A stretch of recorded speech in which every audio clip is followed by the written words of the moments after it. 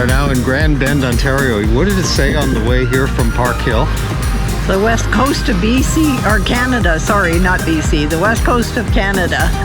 Oh, that's cute. Yeah. Southern Ontario is a fun spot, there's no question. Grand Bend holds a lot of memories for me as a youngster, and to identify it as Canada's west coast, that's a stretch. Yeah, it's not even close. However, the lake is beautiful. The people are friendly. It's a resort town on Lake Huron, and the Grand Bend Dragway is just up the highway. And in the summer, this was my playground, so before moving out west to British Columbia. But we've toddled into Grand Bend, Ontario, and we're going to toddle around and visit some of the shops. The grandkids need some things. We need souvenirs. We can't come home from Grand Bend without souvenirs. So we're looking to spend a great time. We're going to have lunch with our friends Dave and his wife here at the Growling Gator. Is that the name of it? Yes. Yeah, Growling Gator. In fact, it's right across the road. There it is. That's the Growling Gator. And downtown, well, not really downtown, there's only one main strip into Grand Bend to the beach area, and that's it right there. And there's all kinds of shops and souvenir shops and anything you want to bring back to your residence. So if you're in Southern Ontario toddling around, make sure that you include a stop at Grand Bend, Ontario, now identified as Canada's West Coast Playground.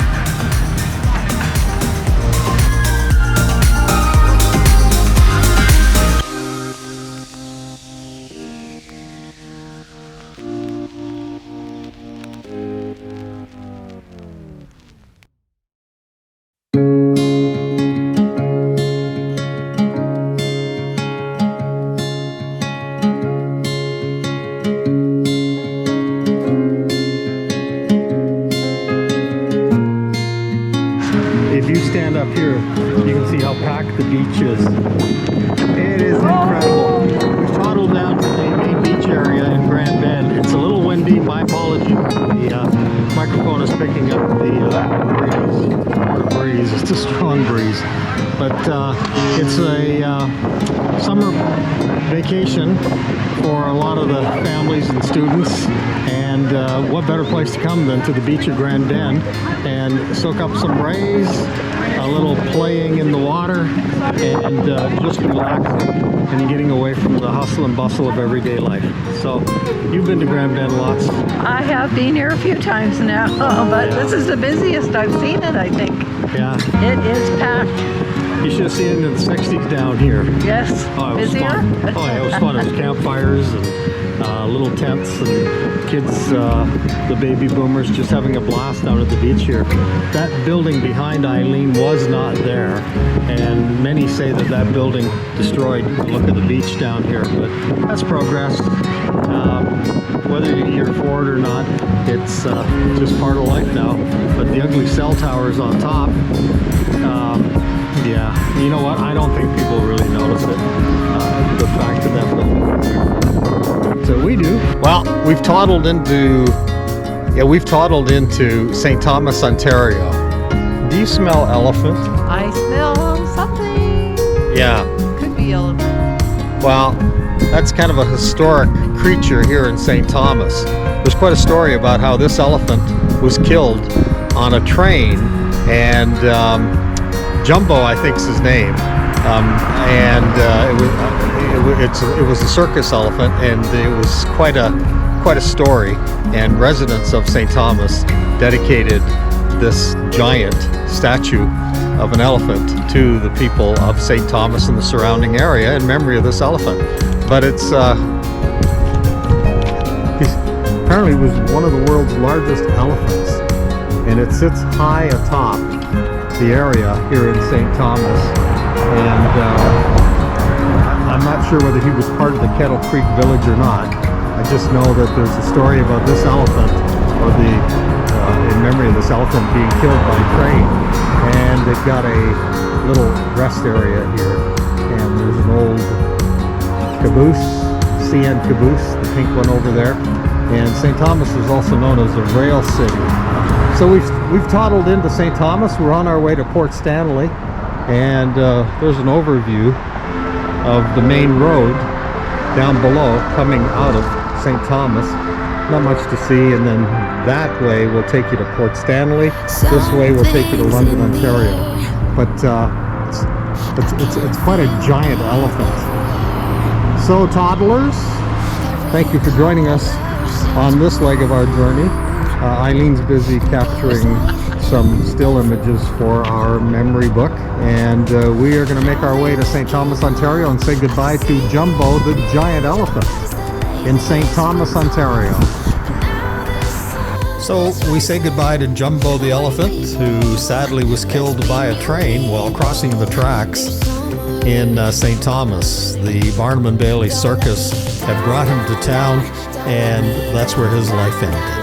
Eileen and I are talking about the beautiful drive from St. Thomas to Port Stanley, and just enjoying the scenery, and we're always amazed at how well people around the area keep their lawns and homes. The gardens are neatly landscaped and trimmed, and just absolutely beautiful. But we always love this drive. It's about a 15-20 minute drive from St. Thomas to Port Stanley, Ontario. Don't let me down. I'm aiming for the sky. Everyone got stories, so let's start listening. Let the rain wash away the tears that keeps crippling. Now they're looking up, I can see. We're coming into Port Stanley with the marina on the right hand and lots of boats. It's a great spot to park your boat for the summer and load up your picnic basket, and whether you're fishing or just enjoying a relaxing day out on the water, this is where you leave from. And we're heading into the main area of Port Stanley, where there's a huge lift bridge that allows the sailboats and the larger vessels to head out into the lake and then come back again.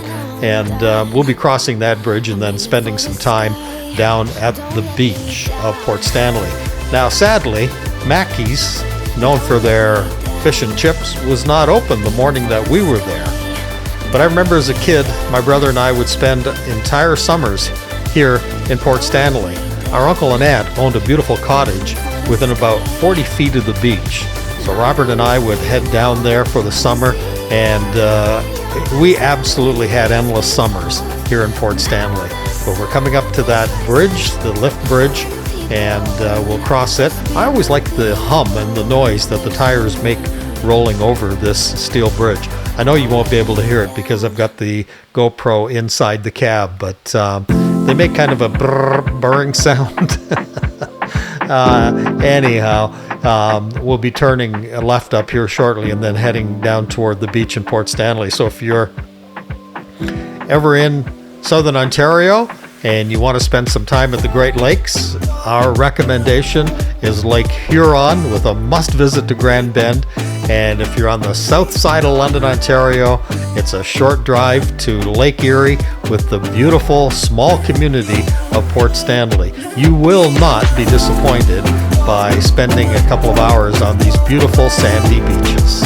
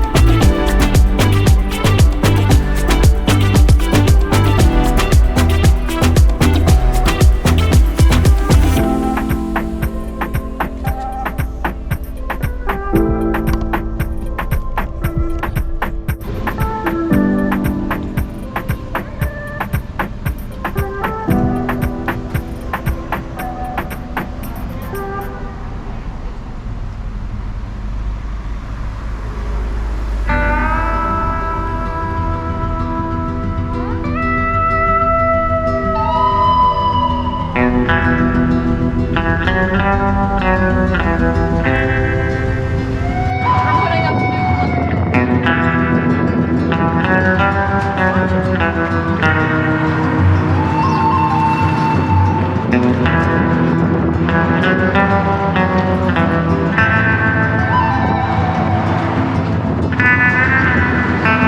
good morning from the beautiful community of Lucan, Ontario, just a wee bit north of London, Ontario. And by now you've guessed we are at the Donnelly Museum, the Black Donnellys. Sorry about the truck going by. The Black Donnellys were an Irish family that settled into southern Ontario and became famous for their antics, stealing livestock, setting barns on fire, and there's a great story. You can Google the Black Donnellys of southern Ontario back in the 1800s. A vigilante group was formed in the town of Lucan, and that was pretty well the end of the Black Donnellys. And there is a museum here in the history as to how this Irish family squatted on property and terrorized the citizens of Lucan, Ontario. So, what do you think? We had a great breakfast at the Donnelly Cafe. I would recommend it. Excellent. It was great. Different. Yeah. So we've been through the museum. You remember a lot of the history. Yes, yes. I read the books too, and it's amazing that that would happen to a family. Yeah. It's hard to fathom. Yeah. So we had breakfast with Brother Dick and his wife Sue, and we are touring some of the sites of southern Ontario, and definitely a stop in Lucan, Ontario to take advantage of the history of the area and the information about the Black Donnellys. So we are toddling in and toddling around because we're a couple of toddlers here in southern Ontario during the summer of 2022.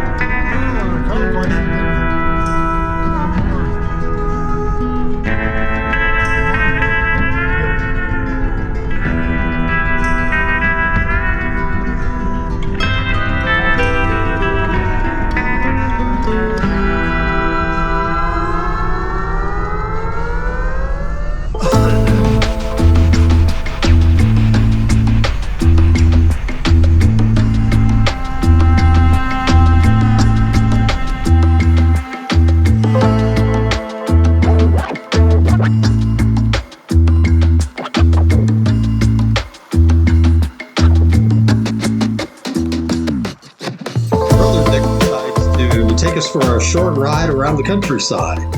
And one of his favorite stops is a little airport not too far from Lucan. And if memory serves me correct, it's between Lucan and Denfield. And apparently he can sit there for hours and just watch the small aircraft taking off and landing. And it's home to a crop spraying business. And there's something fascinating by watching planes come and go. At some of the major international airports around the world, you'll often see fans of aircraft sitting under the runway, grabbing pictures of the big jets flying, taking off and coming in from various destinations. But in any event, it was a fun hour that we spent driving around the countryside and looking at the small airplanes and just taking in the beautiful morning with Brother Dick and Sue. And Eileen and I thoroughly want to thank them and say it was just awesome. And plus the fact that something very rare happened. Now, Dick is not the original Flinty McNichol, but he did pick up breakfast. And we are very grateful for that. Thank you, Dick. But here we are at the little airport, and it's grass runway. And hopefully you'll enjoy looking at a couple of the planes that we found fascinating. And by the way, thank you for joining us as we toddled into southern Ontario.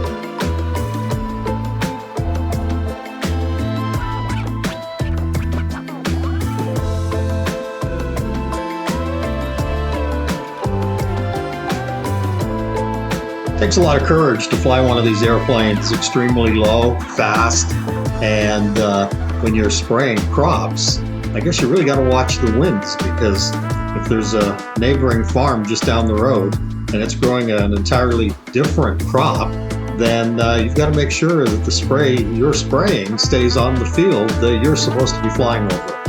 But this was a fun visit with Dick and Sue at this little airport.